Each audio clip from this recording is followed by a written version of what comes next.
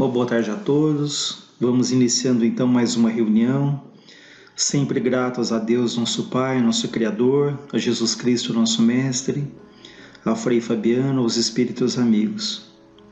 Que jamais nos falte a fé, a confiança, a certeza de que Deus, em sua infinita bondade, tudo sabe, tudo vê, acompanha nossos passos com todo o carinho, com toda a atenção.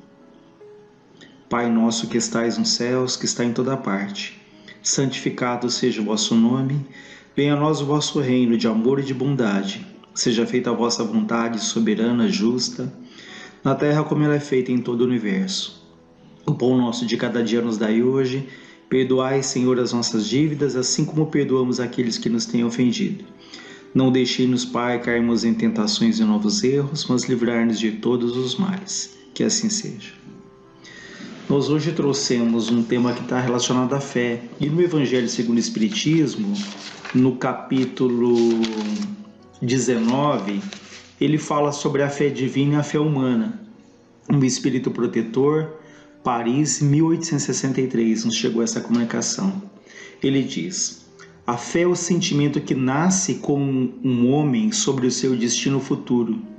É a consciência que esse homem tem das suas imensas capacidades, cujo germe foi nele depositado, a princípio adormecido, e que lhe cumpre no tempo fazer germinar e crescer por força da sua vontade ativa.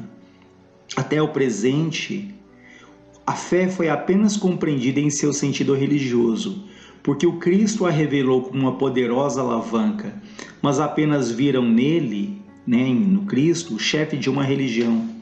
O Cristo que realizou verdadeiros milagres mostrou por esses mesmos milagres o quanto pode o homem quando tem fé, ou seja, quando tem a vontade de querer e a certeza de que essa vontade pode se realizar. Os apóstolos, assim como ele, também não fizeram milagres? E o que eram esses milagres, se não efeitos naturais, cuja causa era desconhecida dos homens daquela época, mas que hoje em grande parte se explicam e se compreendem completamente pelo estudo do Espiritismo e do Magnetismo? A fé humana ou divina, conforme o homem aplique as suas capacidades em relação às necessidades terrenas ou aos seus anseios celestes e futuros. E para ajudar a compreendermos um tema que se relaciona com a questão da fé, no livro Em Torno do Mestre de Vinícius, há um diálogo entre o mestre e o discípulo. Nós vamos resumir, já que esse diálogo é bastante extenso, mas vamos perceber que várias perguntas que esse discípulo faz seriam perguntas que nós faríamos a Jesus se estivéssemos tendo a oportunidade de ter esse contato direto.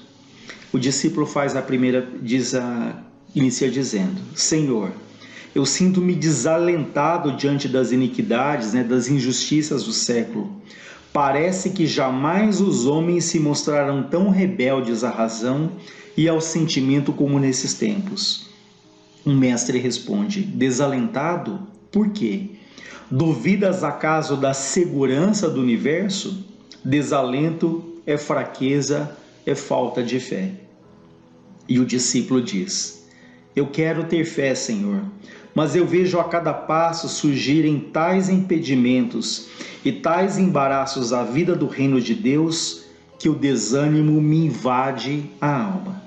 E o mestre então responde: és mais carnal que espiritual. A precipitação é peculiar ao homem. Quando o domínio do espírito se estabelece, o coração se acalma, serenam as paixões e a fé não vacila mais. A pressa é não só inimiga da perfeição, como é também da razão.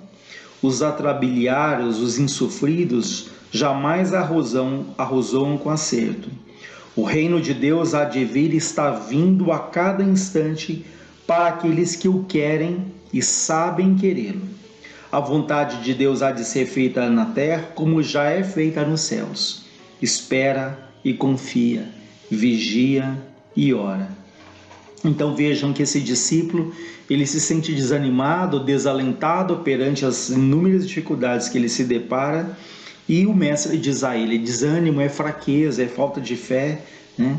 O mestre ainda diz que quando o domínio do espírito se estabelece, o coração se acalma, serenam as paixões e a fé não vacila mais.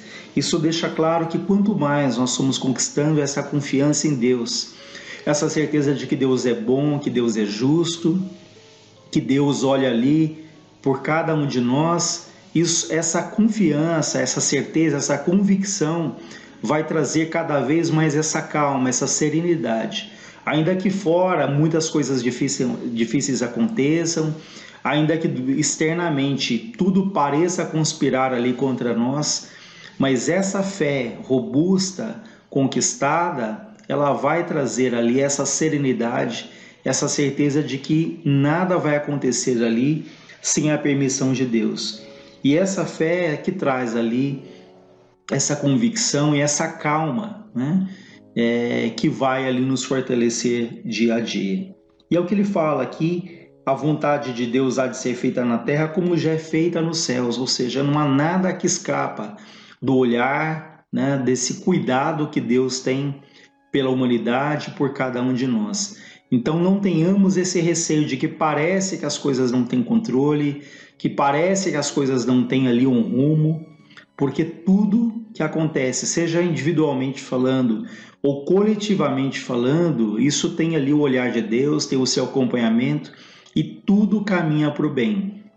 Então são momentos que passamos, isso individualmente como coletivamente, de ciclos da vida, né? Em que temos ciclos mais tranquilos, outros mais difíceis, mas em todos eles há sempre ali um convite que nos impulsiona ali para o bem, né? Até quando nós não estamos numa fase boa, uma fase mais difícil, isso nos tira do comodismo, nos tira da zona de conforto, e até para nos sentirmos melhores, nós ali nos apegamos mais à religião, nos apegamos mais à espiritualidade, buscamos dentro de nós ali as forças necessárias, junto ao nosso espírito protetor. Enfim, essas dificuldades, elas têm ali um papel extremamente importante de tirar a gente ali da inércia, do ostracismo, né, de até uma certa letargia que nós corremos o risco ali num comodismo quando tudo parece que caminha tão bem, né? Então,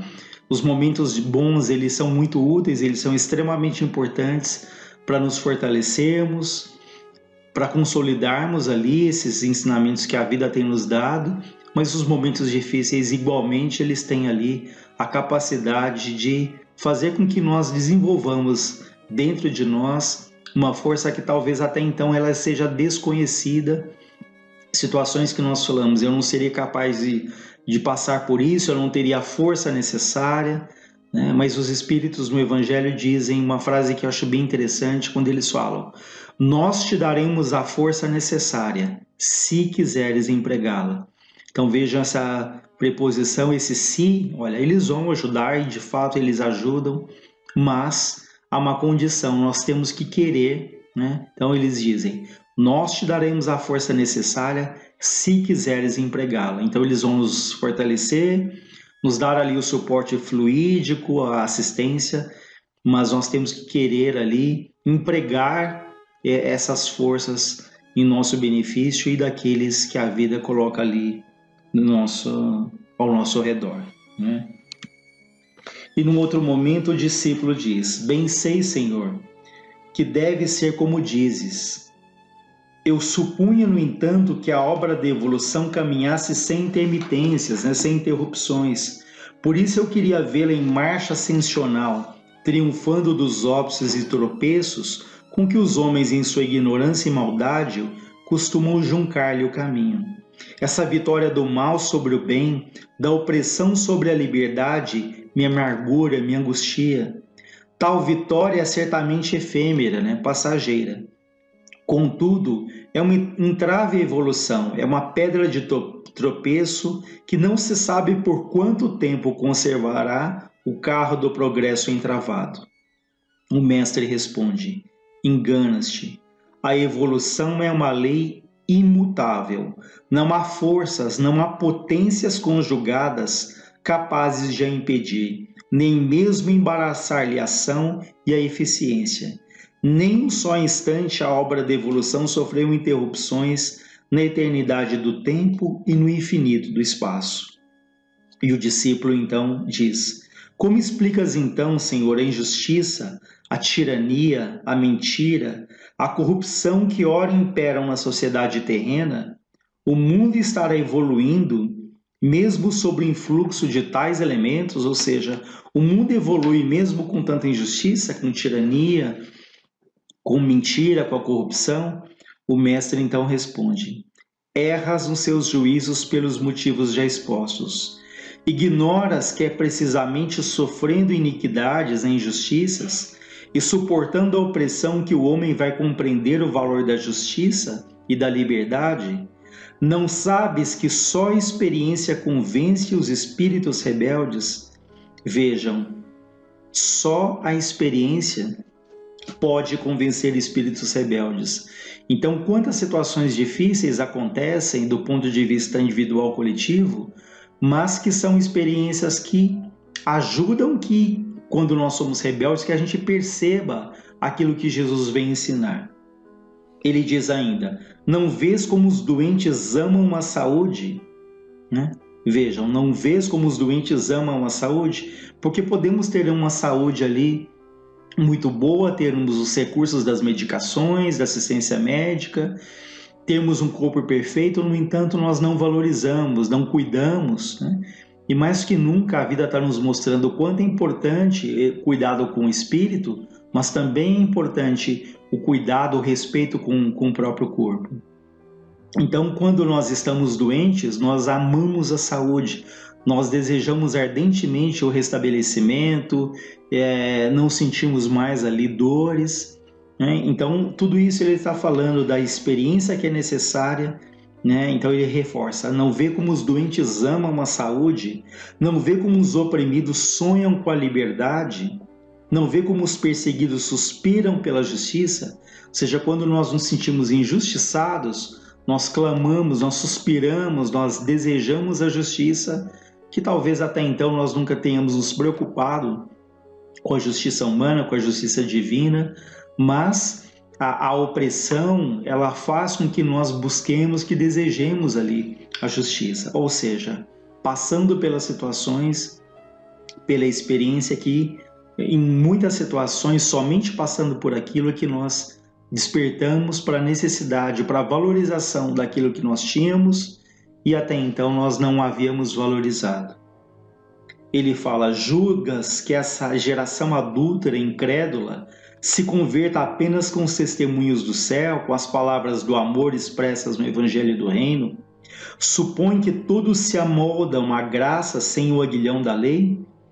Em mundos como esse, né, em mundos como a Terra, é preciso privar os seus habitantes de certos bens para que eles se interem do valor e da importância desses mesmos bens. Suportando injustiças e afrontas, vendo seus direitos postergados pelo despotismo, os homens aprenderão a venerar a justiça, subordinando-lhe os interesses temporais e tornando-se capazes de renúncias e de sacrifícios em prol do seu advento. Enfim, ele fala que nos privando de algumas coisas, nós vamos valorizar aquilo, né, que até então, como foi dito agora há pouco, nós tínhamos e não agradecemos, não valorizamos, não compartilhamos, né? Mas quando nós não temos, sentimos a falta, nós começamos a entender a falta que aquilo nos faz, mas igualmente nós começamos a entender a falta que aquilo faz para o outro, né? Porque talvez passamos por muitas situações em que temos ali algo e o outro não, o outro passa fome, o outro passa frio, o outro passa sede, seja a fome de alimento, seja a fome de afeto, a fome de atenção, mas nós só conseguimos perceber essa fome, essa necessidade do outro, quando nós passamos por uma situação semelhante em que nós dizemos: agora eu sei o que é isso, né? Ou quando nós passamos por algo e falamos: não desejo isso para o meu pior inimigo, porque percebemos ali o quanto aquilo é doído, né? Então passamos a ter mais empatia, a sermos mais solidários. E num outro momento, o discípulo pergunta: falas na santa obra de educação, feriste, Senhor, o alvo, o eixo em torno do qual giram as minhas lucubrações mais acuradas. Compreendo muito bem a importância da educação. Vejo claramente que só a religião da educação, tal como ensinastes e exemplificastes, pode salvar a humanidade. Mas como vingará essa fé se os dirigentes, os dominadores de consciência, aqueles, enfim, que têm ascendência sobre o povo, são os primeiros a deseducá-lo, a corrompê-lo, premiando os caracteres fracos e venais que se sujeitam aos seus caprichos e perseguindo os poucos que são capazes de sofrer pela justiça e pela verdade, pelo direito e pela liberdade, e resistem aos despotismos do século? Tal processo de corrupção não invalidará, pelo menos por tempo indeterminado, a eficiência da educação? Então esse discípulo pergunta ali ao mestre: como que o mundo caminha se aqueles que têm essa ascendência sobre o povo, aqueles que têm o dever de conduzir os povos, muitas vezes se envolvem ali em situações de corrupção, tentam deseducar esse povo? E o mestre responde: não há nada coberto que não seja descoberto, nem algo oculto que não se venha a saber.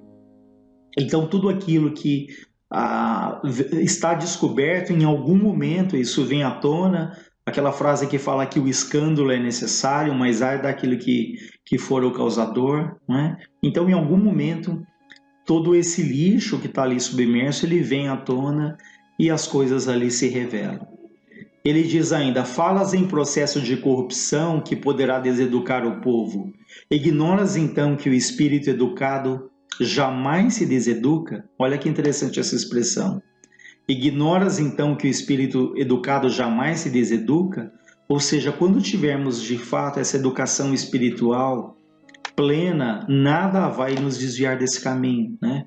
Porque nós teremos ali essa fortaleza, essa convicção, não só um conhecimento teórico das leis de Deus, mas sobretudo essa fé robusta, essa fé consistente, essa fé que não vacila e que de posse dessa fé, que ela é conquistada, nós jamais seremos deseducados ou nos deixaremos levar ali por falsas promessas, enfim, por situações que poderiam, como ele usa a expressão, nos deseducar.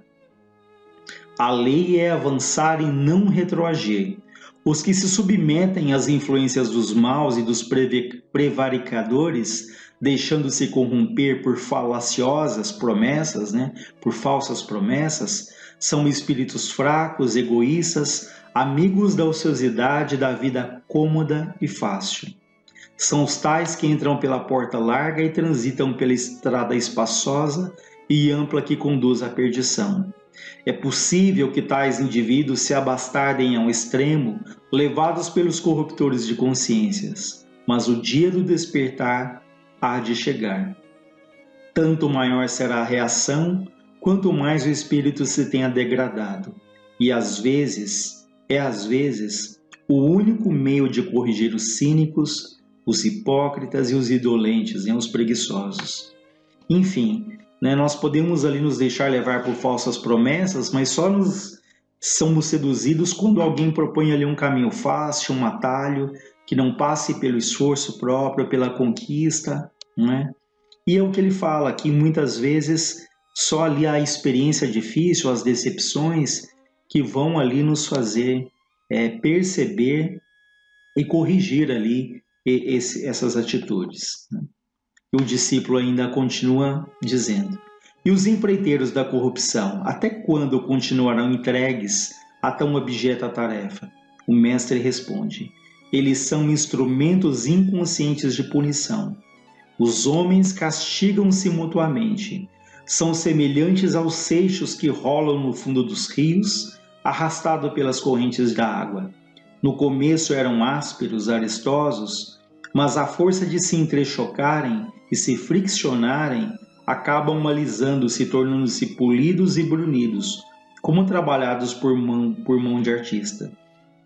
Então ele fala aqui que os empreiteiros da corrupção, aqueles que se dedicam a essa tarefa, como ele falou, objeto da tarefa, são instrumentos inconscientes, de certa forma, também de um processo de crescimento. Ele traça um paralelo com aquelas pedras que a gente vê nos córregos, que elas estão bem redondas, bem aparadas, mas no início elas não eram assim. Mas à medida que elas foram ali se batendo, se entrechocando, elas foram aparando ali as suas pontas e ficando ali de uma maneira, de uma aparência harmoniosa, simétrica, né? Enfim, nessa luta, nessas dificuldades, nesses caminhos difíceis que podemos tomar, essas experiências difíceis, elas vão nos machucar em algum momento, elas vão ali gerar as suas consequências pela lei da ação e reação. E nessas consequências é que nós vamos buscar ali ajuda, o alívio, cansados das consequências das atitudes que nós tomamos, né? E para finalizar, resumindo aí em função do tempo, o discípulo diz: cada vez mais me arrebatas, mestre, com a tua luz, aclarando os problemas da vida, tornando acessíveis a todas as inteligências os mais complexos problemas sociais. E o mestre responde: confessas que tens entendido o que eu disse? Bem-aventurado serás se puseres em prática os meus ensinamentos, mas não te esqueças, se o praticares. Trata, pois, de descobrir o reino de Deus em ti mesmo, no teu coração. Depois procura implantá-lo no teu lar, depois em tua rua, depois no mundo. Não tenhas pressa, confia, espera, vigia e ora. Não penses em fazer o mais antes de fazer o menos. No universo, tudo é ordem, tudo é harmonia. Então ele finaliza dizendo que todos os ensinamentos que esse discípulo diz que foram tão importantes, eles são relevantes se esse discípulo colocar em prática. E ele fala para ele: faça ali das pequenas coisas, começa ali dentro de ti, depois implanta na tua família, no teu trabalho, né? E gradativamente vai estendendo isso vai ali para toda a humanidade. Ou seja, não queiramos fazer o mais sem fazer o menos. Não queiramos mudar o mundo, mudar as pessoas, sem começar a mudança de nós mesmos. E nessa época de pandemia, nós nos perguntamos: será que as pessoas vão mudar? Será que o mundo vai dar um impulso? Nós temos que nos perguntar: o que esse período ele traz de mudança dentro de mim? O que eu posso melhorar? O que eu posso ali fazer melhor do que eu fazia um mês antes, um ano antes? Enfim, não nos preocupemos tanto com a mudança dos outros, mas nos perguntemos: o que eu posso fazer de melhor, o que eu posso mudar? É claro que a natureza não dá saltos, mas o que se pede é o nosso esforço, é a nossa boa vontade, a nossa reflexão, né, de olharmos mais do que nunca para dentro de nós, e esse olhar que ele se reflita também olhando para o outro, não para recriminar, não para cobrar do outro, mas pensar o que o outro precisa, que de alguma maneira, ainda que modestamente, eu possa ajudá-lo, eu possa compartilhar aquilo que de bom a vida tem me oferecido. Então fica aí para nossa reflexão. Uma boa tarde a todos e um bom final de semana para todos nós.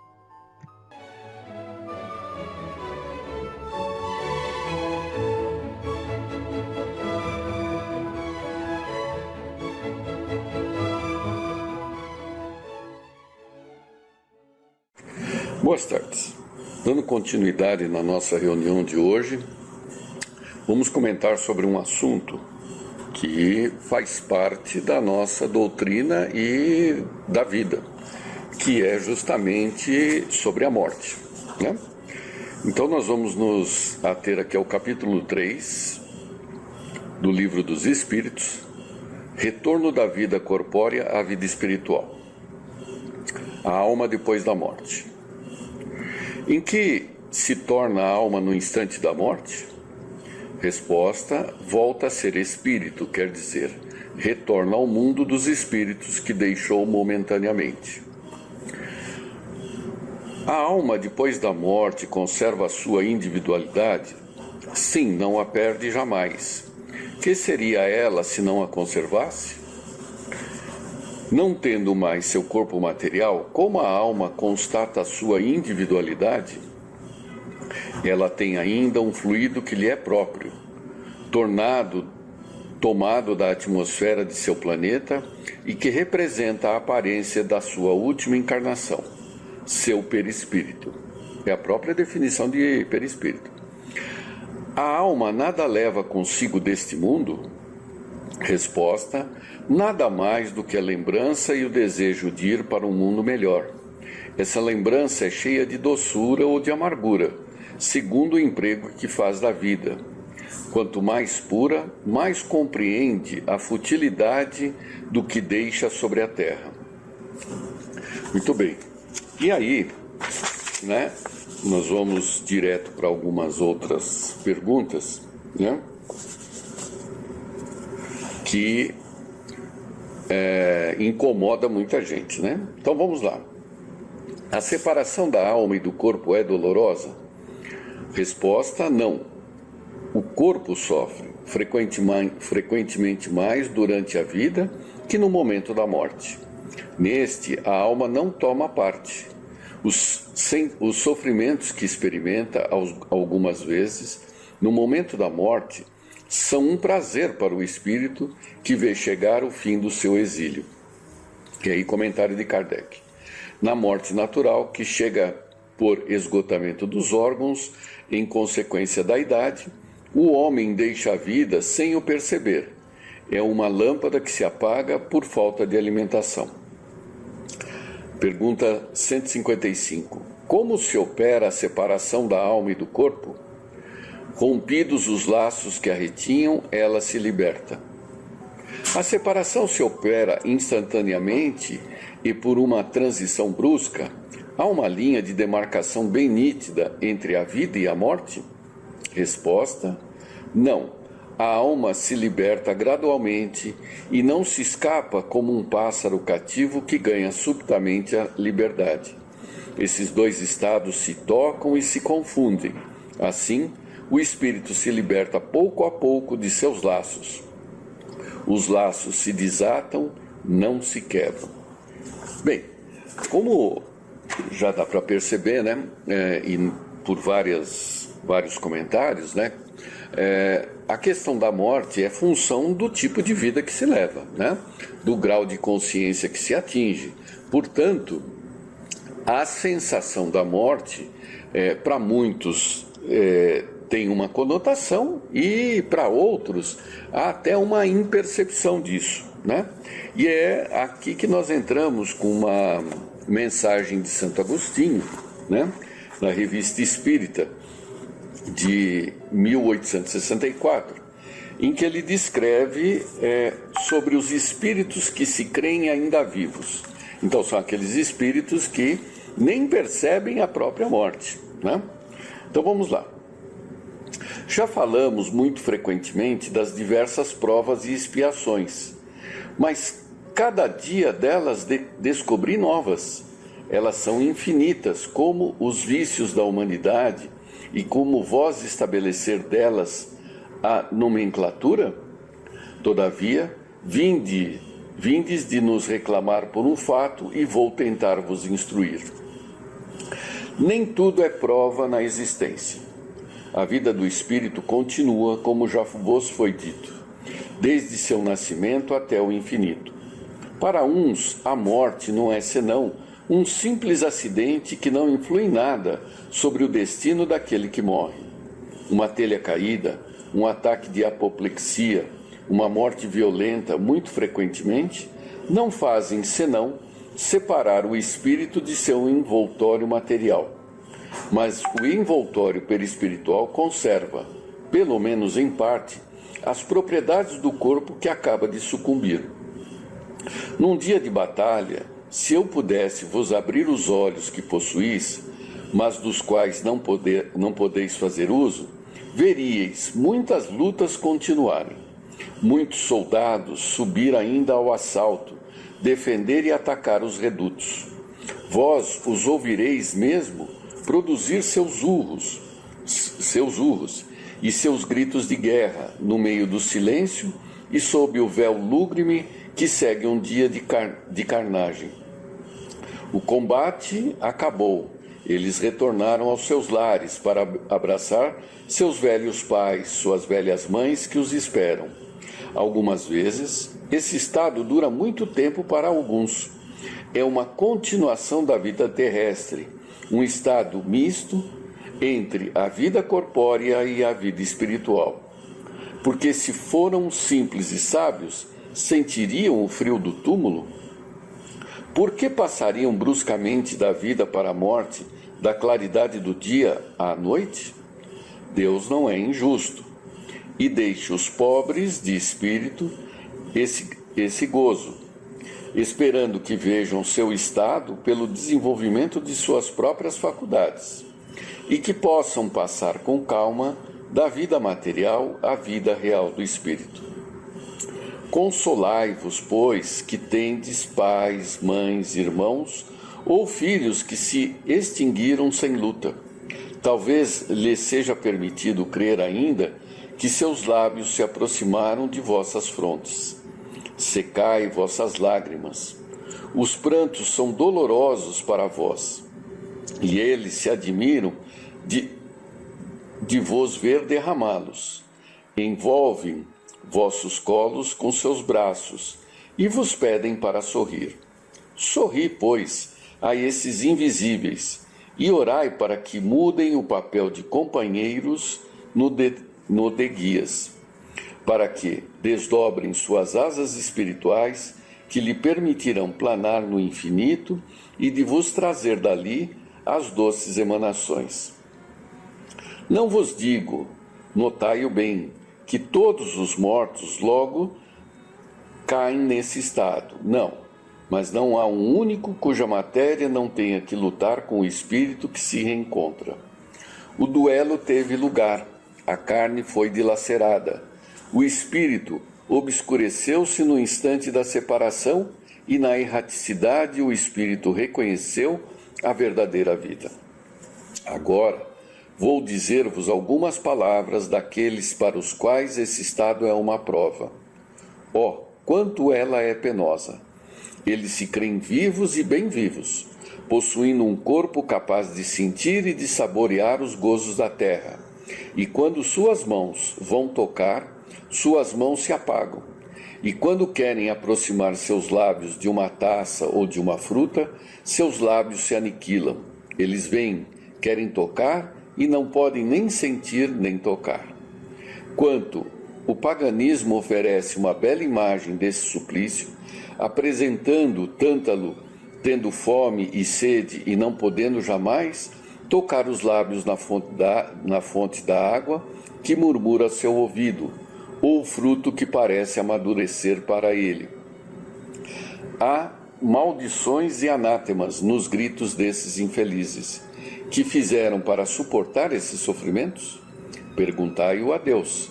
É a lei. Ela está escrita por ele. Aquele que fere com espada, perecerá pela espada. Aquele que profanou seu próximo, será profanado por sua vez. A grande lei de Italião está inscrita no livro de Moisés. Ela o está ainda no grande livro da expiação. Orai, pois, sem cessar, por aqueles que na hora do seu fim, seus lábios se fecharão. Eles dormirão no espaço como se tivessem dormido na terra, e reencontrarão, no seu despertar, não mais um juiz severo, mas um pai compassivo, lhes destinando novas obras e novos destinos. Santo Agostinho. Muito bem, então, Primeira situação, como será o nosso desencarne? O que encontraremos após a morte? Podemos dizer quase que como regra, que encontraremos aquilo que já temos, ou seja, aquilo que nós vivemos, aquilo que nós idealizamos, aquilo que nós plantamos, aonde está o nosso coração, aonde estão os nossos valores, é isso que nós vamos encontrar do outro lado. Se nós estamos sempre voltados na prática, não na teoria, né? Não basta ler livros, não basta ter só o esclarecimento, há que ter a prática na caridade, que significa se colocar no lugar do outro e perceber o seu sofrimento, perceber as suas dificuldades, as suas limitações e, através dessa constatação, que a usemos para limitar as nossas murmurações, restringir os nossos pedidos e voltarmos muito mais a agradecermos por aquilo que já temos, né? E pedindo para que os outros possam dispor dessas mesmas benesses que temos. Então, ao praticarmos isso, nós nos encontraremos num quadro mental que facilita esse esclarecimento, essa consciência, essa libertação, tá? Libertação dos valores materiais que estão aqui na Terra. Então, com isso, nós garantimos a consciência da nossa individualidade. É claro que isso não é uma coisa mecânica, não é instantânea, não é imediata, ela é função do nosso merecimento real. E quem é o único capaz de avaliar esse nosso merecimento real é Deus, né? Portanto, não nos iludamos se lemos meia dúzia de livros e com isso a gente já tem o conhecimento do que vai ocorrer lá. Não, não é bem assim, né? É ao contrário. É o que fizermos na prática. Da mesma forma, de nada adianta contarmos com favores dos amigos espirituais, né? Os nossos amigos espirituais, aqueles que nos antecederam ao mundo dos espíritos, eles podem intervir, mas dentro de limitações, né? Se não fizermos a nossa parte, não adianta eu ter um rol de 50 amigos já desencarnados, esclarecidos, que isso não vai me privar de cumprir com as próprias obrigações, né? São ajudas, mas nós temos que fazer a nossa parte. Isso falando em termos de o que nos aguarda. Agora, em relação àqueles que nos precederam, nossos parentes, nossos amigos, nossos familiares, né? Que nós enderecemos a eles justamente não súplicas, não pensamentos que os agonizem, que criem neles ansiedades ou desequilíbrio. Ao contrário, temos que emanar vibrações de equilíbrio, de esclarecimento. Isso sim, né? Olha, aproveite essa oportunidade para adquirir uma consciência plena da sua caminhada espiritual. E com isso, eles, como Santo Agostinho colocou, né? Se tornarão não nossos conhecidos amigos, eles vão se tornar nossos guias, porque na medida que eles tomam consciência da situação, se esclarecem, eles conseguem tanto se ajudar como nos ajudar para que alcancemos um estado de equilíbrio, né? Então, vamos aproveitar para refletir sobre isso ao longo da semana, né? Para que possamos ter claro que a nossa jornada de evolução, ela ocorre em dois ambientes, o ambiente de encarnado e de desencarnado. É uma alternância, nós temos que percorrer um caminho, né? É como se fôssemos andar um quarteirão. Eu tenho a perna direita e tenho a perna esquerda. A perna direita é da encarnação, a perna esquerda é da erraticidade. Para eu percorrer esse quarteirão, eu tenho que usar as duas alternativamente. Se eu ficar usando só a direita, só querendo ficar encarnado, eu vou estar pulando com uma perna só.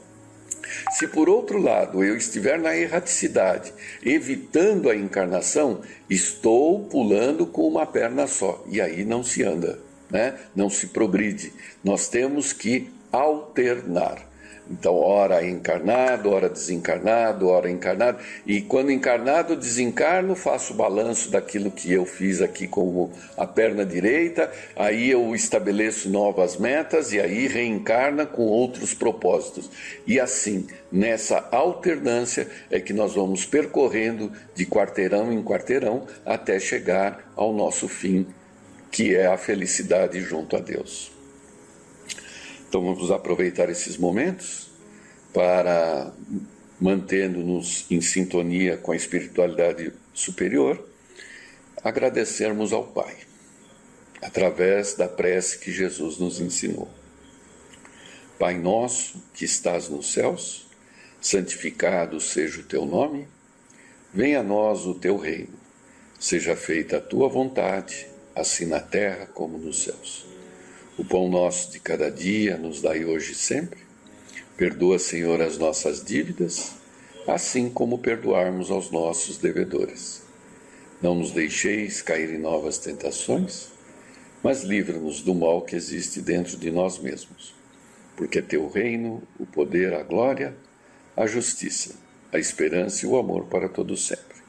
Que assim seja. Até a semana que vem.